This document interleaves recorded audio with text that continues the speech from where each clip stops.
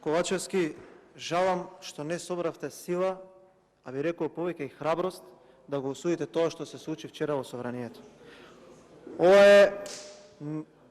Немам зборови да го опишам вашето однесување во изминатиот период.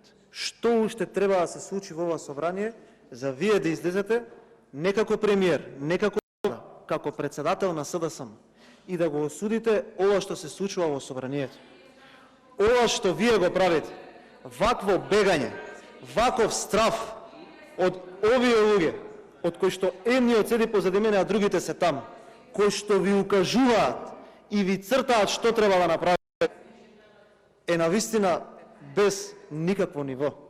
Ковачевски, вашето објаснување излезе во право, како што кажав, дека вие сметате дека вратите сами се заклучили. Ковачевски, јас сум свесен дека вие имате проблем. А проблемот, односно решението на вашиот проблем, се предвремени избори. Ајде да ги распишеме предвремените избори, да отидеме на тие избори и да ги развластиме овие луѓе кои што 20 години се однесуваат со државата како да е нивна лична собственост.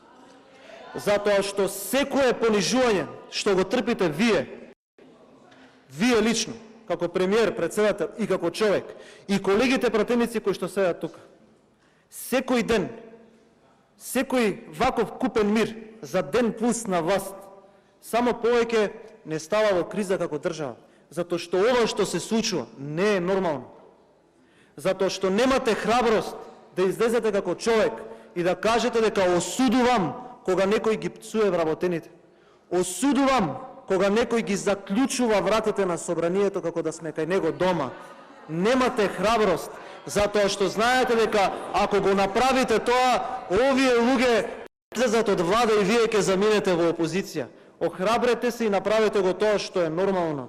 Не се плашете повеќе заради тоа што одговорноста, дали денеска, дали утре, дали во септември или за неколку месеци од сега ќе дојде, и од тоа бегање нема. А што сте правеле, требало да мислите на време, а не сега. Не сум задоволен од одговорот и немам дополнителни прашања.